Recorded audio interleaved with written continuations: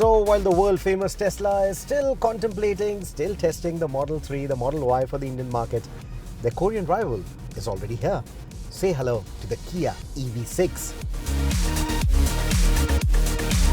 So the EV6 marks Kia's onslaught of electric vehicles, at least for the Indian market. And the 6 in the name should tell you that this is not going to be just one vehicle. There are going to be other vehicles that will be added to the portfolio. It's not just the name that sounds fit for a concept car, but also the design. It looks like it came straight out of a show floor. It still has the tiger nose, but very subtle. But I love the aggression of the face. Kia's new Opposites United design theme is radical from head to toe. And while it's hard to say which is the prettiest angle for this car, I think I find the rear three-quarter the most appealing, with the seamless lighting signature, the floating panels, and the roof spoiler. In fact, Kia too seems to be obsessed with this angle, so they even put a light in the spoiler that highlights the haunches.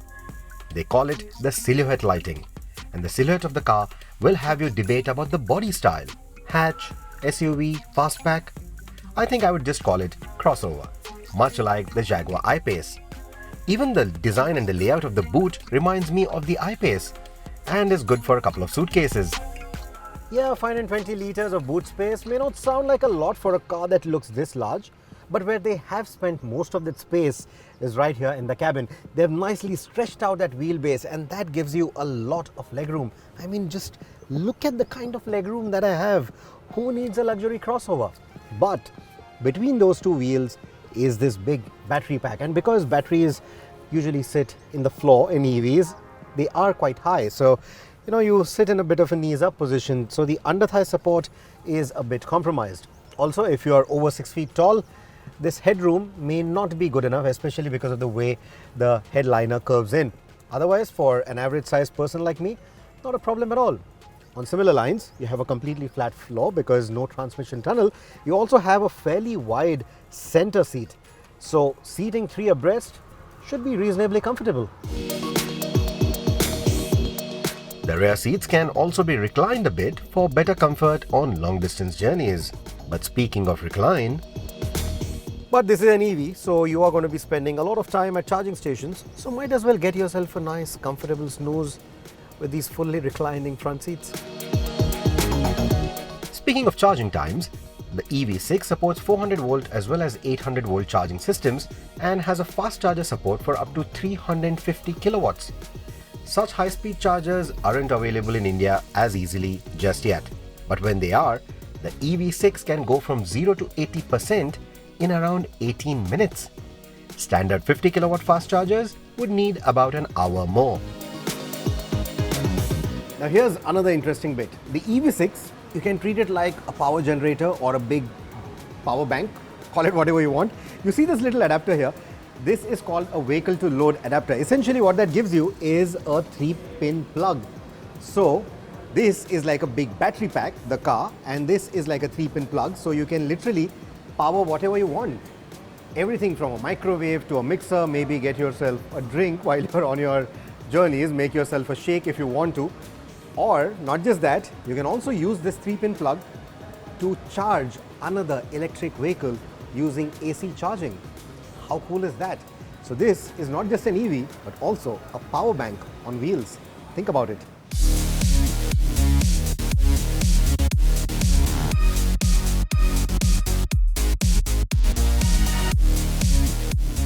Of course, we are here at a racetrack. There are no potholes or undulations to talk about, apart from one little undulation on this long straight at the BIC.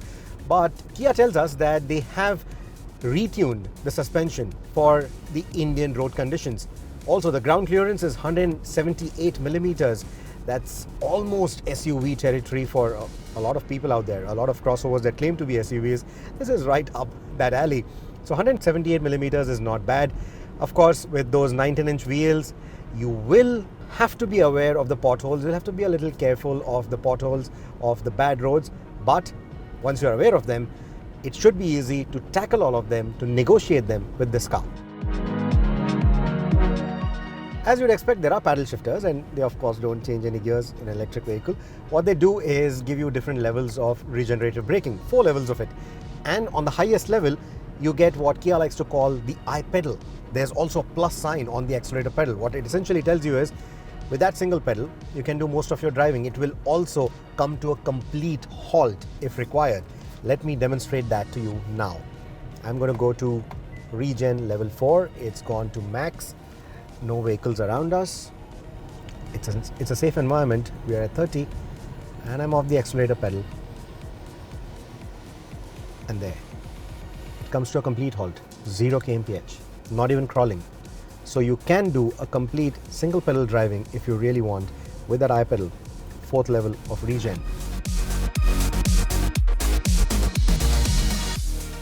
Kia hasn't compromised on the safety. For the kind of money that they are asking you, they are actually brimming this car with features, some of which even the luxury crossovers don't get, like ADAS functionality, for example. There is a fair bit of ADAS kit on this car. That's a very good news. The chassis of the EV6 comprises of 63% high-strength steels, and the cabin is secured with standard 6 airbags or optional 8. So the drive mode switch is right here on the steering. I think it's very ergonomically placed, very conveniently placed. You can quickly cycle through the 3 driving modes. You have normal, you have eco, and you have sport. So obviously we've been trying out the sport mode here quite often on the racetrack. And what the sport mode essentially does is, of course, all these 3 modes are self-explanatory, you guys already know about it, but the sport mode will not only give you much quicker responses, but will also give you much quicker braking response. The braking times, the braking distances are much lesser with this mode compared to the normal mode. We haven't been able to put it to the test in terms of the actual numbers, but we've sort of tested all of this. Now we can't really demonstrate it to you because there are other vehicles on the track that are shooting. But there is a significant difference. Let me tell you that. There's a significant difference in the way the braking manners are in the 3 different modes. Of course, regenerative braking is also working. You can also set the 4 levels like I showed you. But the physical brakes also are a lot more aggressive in that sport mode. I also like the way the steering has been weighted. It's quite nice, especially in the sport mode. It weighs up really well. And even in the eco or the normal modes, it's not overtly light. It doesn't feel artificial. It still has that sporty edge to it, just the way the suspension has that sporty edge, that little bit of firmness to it, which tells you that this is at the end of the day an enthusiast car despite being a long-range EV. The EV6 features a 77.4 kilowatt-hour battery pack, which can be had with a 229 PS single motor configuration or a 325 PS dual motor configuration, which makes it an electric all-wheel drive. However, the system will decide when it will need all-wheel drive. So only when there is slip, only when it thinks that the front wheels also need to be summoned to get better grip, only then the AWD will come into play. And I'm glad they chose this to be predominantly RWD and not FWD. Now the claimed range for this car, WLTP, is 528 kilometers. And knowing how lenient the ARAI is with such test figures and such mileage figures for EVs, I'm sure it could be well over 600 kilometers with the ARAI figures. I think a realistic range of about 350 to 425 should be achievable on this car.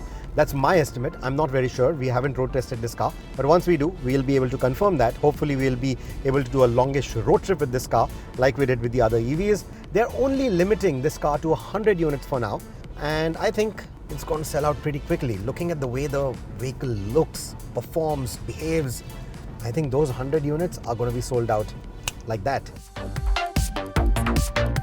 To put things into perspective, a 5.2 second 0 to 100 sprint makes it quicker than the Porsche Taycan.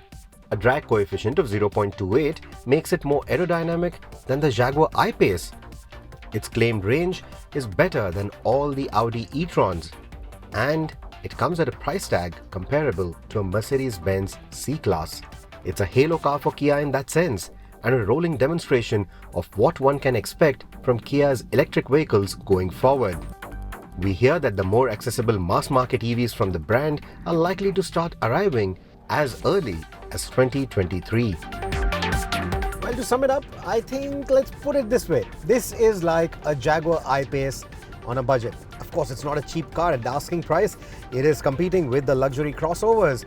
But then if you think about it, right now at least, it has no competition. The other electrified vehicles are either much lower in the segment or much higher in the segment. And this is at a beautiful midpoint where Kia is just unrivaled for the EV6. But forget the rivals. In terms of its pure performance, it's just put a wide smile on my face. Not just here on the racetrack. I'm sure that this kind of performance is going to be equally good even out there in the city, even out there in the urban environment, because no matter what driving mode you're in, that performance is always there. It's on tap. And then the whole attribute of electric vehicles, the long range, the quick charging times, it's all there. It is right up the order in terms of the technology. So all things considered, I think you could seriously consider this as a very good alternative to other luxury crossovers that are still running petrol and diesel engines. Let that sink in.